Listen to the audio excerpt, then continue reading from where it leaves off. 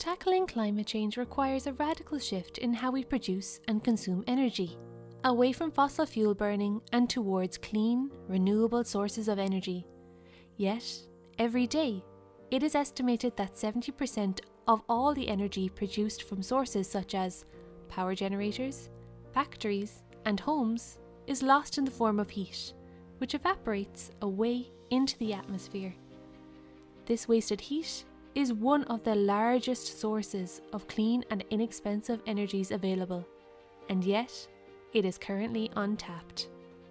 We've had the technology to convert heat to electrical energy for many years, but the materials used are often unsustainable and the process is too inefficient to roll out on a global scale. Instead, we propose a new solution based on the latest advances in nanochemistry and material science through a research project called Translate. So the fundamental concept of Translate is based on a recent theoretical discovery we made at Darmstadt.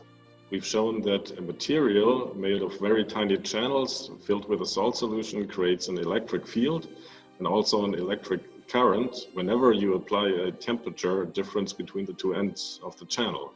So now the challenge is to put this theory into practice. And that's where our group in Latvia comes in. We will work with the team in Cork to build the basic elements of a device that can create an electric current from any heat source less than 100 degrees Celsius.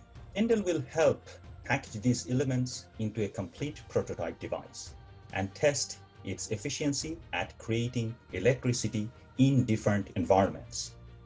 This device will not only be able to convert heat into electricity, it will also be able to hold a charge, thus creating a self-sustaining energy generator and charging station.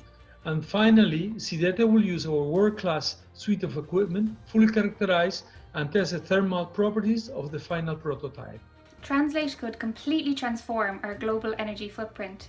At UCC Academy, we're delighted to help share the story as the project's science communication partner.